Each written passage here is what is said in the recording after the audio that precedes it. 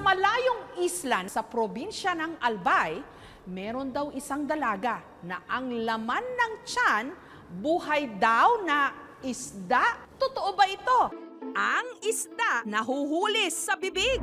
Pero dito sa isla ng Manaet sa Bakakay, Albay, ang nahuli ng aming team na bukang bibig ngayon ng mga taga roon, ang sitwasyon ng 17 anyos na si Kimberly na tila may ipinagbubuntis daw na isda.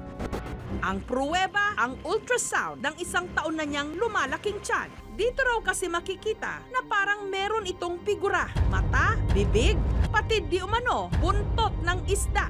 Is that for real? Is that for real?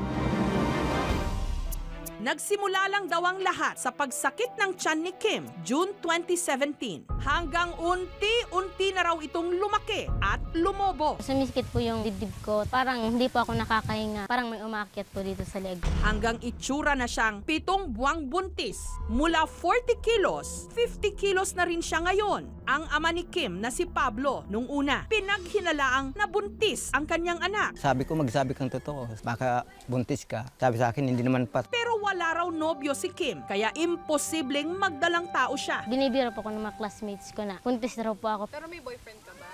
Wala po.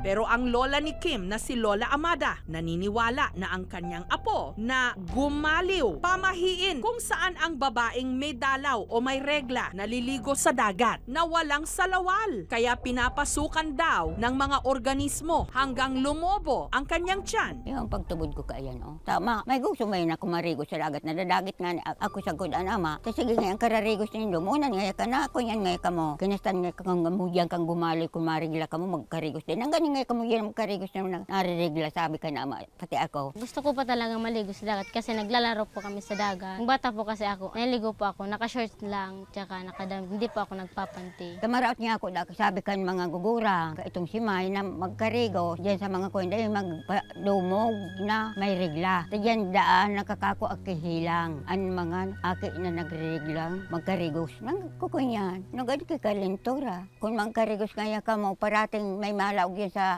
kunyang ginawa nindo, na din doon na araman. Kaya din, hanggang ngayon ka mo magkarigos na naririgla ka mo sa dagat. Kung may pumasok yan sa indong ginawa, din doon na araman kung may nagpasok sa laog kang tulak nindo. Posible raw ito, lalo pat mahilig daw lumangoy si Kim kahit meron siyang menstruation. Hindi ko po talaga alam na meron ako noon nung naligo sa dagat. Nakita ko lang po na meron ako nung nagbalon na po ako. Kung di man nagkakarigos na may regla, talagang kung yan ako kagugurang talagang ang pagkarigos, kung tapos na ang pagrigla baga. Kaya ako niya ako nga nasa magurang pa, nagkakarigos ako kung ikalima ko, dahil niya ako ng mga anak ko ang hihilang. Ang paniniwala sa gumaliw, sinuportahan ni Nemia, tita ni Kim, dahil daw may kilala rin sila na ang tiyan pinanirahan ng pusit. May nakapasok na pusit sa loob ng tiyan. Yung inopera na siya, lumabas daw pusit, namatay siya. Samantala ang kapitbahay nilang si Cherry, iba ang duda. Hindi raw buhay na isda ang laman ng tiyan ni Kim, kundi igat o eel. Nagpunta kami ng ilog, maglalaba po. May lumapit kay Kim na igad.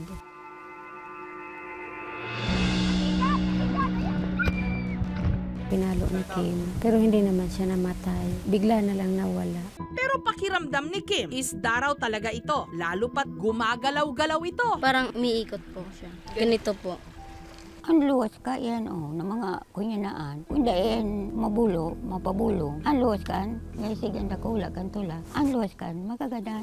Kaya para magkaalaman na kung ano talaga ang laman ng tiyan ni Kim, kung isda ba o igat o kung ano paman, ipinakonsulta siya sa doktor sa Legazpi City nito lang Oktubre. Ipina-ultrasound ang kanyang tiyan. Doon nila nakita ang laman ng kanyang tiyan na parang may mata, nguso at buntot. Nung nakita ko po yung resulta ng ultrasound ko, natakot po ako. Isda po yung nasa ng ultrasound ko. Sabi po ng doktor, bakit daw po ako nag-alaga ng ganon? Ang laki-laki na daw po ng tiyan ko. Parang isda po, malapad po yung mukha, tapos malaki yung bibig. Mahaba raw po, malaki na, kaya nalaman namin na baka isda nga po yung nasa tiyan ko. Doon na nagsimulang maging maugong ang usap-usapan sa kanilang lugar na hindi nagdadalang tao si Kim, kundi nagdadalang isda. Maliliit na isda, yung sa tabi lang ng dagat. Ibaga si Kim gali, sabi, ginanyanaan si ayang nispata sa laog kang ginawa. Sabi, nagtarang isda, garida isda itong sa laog kang ginawa, yung dataramo kang doktor. Ang pagtubod may kaan talaga, isda ang kunya taday, mang kinangyari sa lalaki. Matatanda ang noong dekada 80, isa sa mga hindi malilimutang kwento ng yumaong Queen of All Intrigues na si Inday Badiday tungkol sa isang nanganak daw ng dalag. Noong 2014, hinanap namin ang babaeng naitampok sa programa ni Inday Badiday. Naninindigan pa rin siya na December 6, 1986, laking gulat nila nung isilang niya ang isang dalag na pinangalanan pa nilang Jezebel. Si Jezebel lang napaglihan ko noon, yung nasa comics. Gandang-ganda nga ako, natutulog pa ako yung comics na yun nakapatong sa ibabaw ng tiyan ko Pagka alis nila, umiiyak pa ako.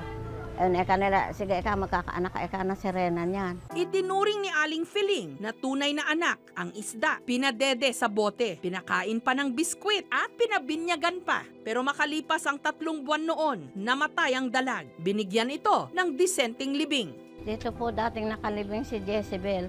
Sa katagalan ho, natabunan na ng natabunan. Kaya yun na lang pinaglibigan niya ang natatandaan ko. Gayunpaman, ang ilan sa mga kapitbahay ni Aling Filing hindi naniniwala sa kanyang kwento. Kasi nung time na yun, nagising siya ng umaga, yung bulig nasa higaan na niya. Kasi yung ilalim ng higaan nila, may tubig. Di siguro yung bulig, pumusag at napunta doon sa higaan niya. Kumaga, niloko lang niya siguro yung mga kapitbahay namin na nanganak siya ng bulig. Walang nakakita na inilabas yung bulig, kundi sila din lang sa na pamilya. Samantala si Kim, na naniniwalang isda ang laman ng kanyang tiyan, tumigil na sa pag-aaral dahil hirap na siyang makakilos sa kanyang kondisyon. Hindi na po talaga kaya ng palda ko. Sumasakit po yung tiyan kasi masigit po yung palda ko. Kaya hindi na po ako pumasok. Sinasabi nga po nila na magpatingin daw po ako sa doktor. Baka kasi may something po sa tiyan ko. Kapansin-pansin ding bumagsak ang kanyang pangangatawan simula nung sumakit ang kanyang tiyan. Hindi na po kasi ako pinapa-asikaso nila papa. Mabigat po kasi yung yung tiyan. Pero totoo bang isda ang dinadala ni Kim? Sinamahan siya ng aming team para sa pangalawang pagkakataon. Ipa-ultrasound ulit ang kanyang tiyan. Nakita ko na yung ultrasound na pinakita niyo sa akin kanina. Sa unang tingin ko pa lang, mukha talaga siyang isda. Yung features ng isang isda like mata, bibig na makikita mo sa normal na isang isda. First time ako nakakita ng ganitong klase ng ultrasound. Ayon sa doktor, hindi isda ang nasa tiyan ni Kim, kundi isang cyst na kung tawagin, ovarian cyst. Karamihan sa kanya kasi idiopathically, minsan genetic, environmental. Minsan, pagkabata mo, yung cyst na yon nakatalaga na pumapunta doon. Imposible raw na magkaroon ng isda sa sinapupunan ng tao. Imposible talaga maging isda yung nandoon sa tiyan ng babae. Yung isda, pag pumasok sa loob ng puwerta ng babae, hindi siya mabubuhay. Yung size ng isda, masyado siyang malaki para makapasok papuntang fallopian tube and ovaryo. Parang impossible. Maliit yung opening Kahit sabihin mo ng nanganak yung babae or hindi nanganak, kailangan niyang bumuka ng todo para makapasok yung isang isda, even if ganito lang kaliit yung isda. Doon sa case nung bata, malaki yung ovarian cyst niya. May fluid sa loob, pwedeng pag nag-wave yung fluid, yun din yung magiging perception niya na gumagalaw sa loob. Minsan, yung shadowings, yung echoes ng probe habang ginagawa yung ultrasound can produce different types of shapes. Pwedeng maging shadows of clouds, pwedeng maging isda, tas pwede siyang maging anything that you can see na creative yung utak ng taong titingin dun sa ultrasound itself.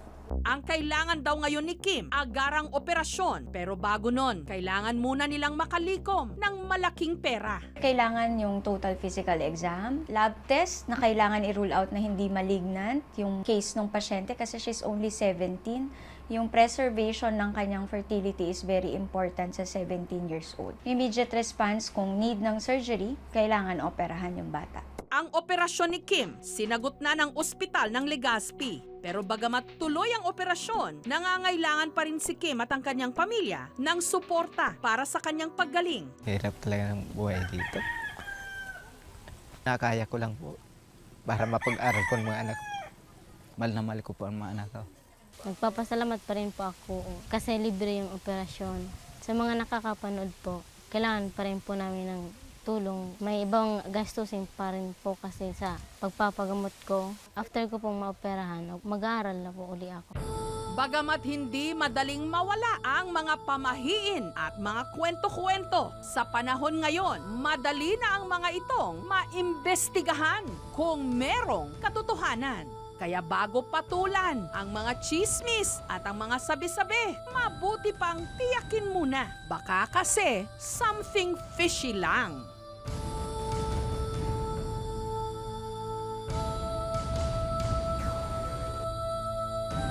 Thank you for watching, mga kapuso. Kung nagustuhan niyo po ang videong ito, subscribe na sa GMA Public Affairs YouTube channel.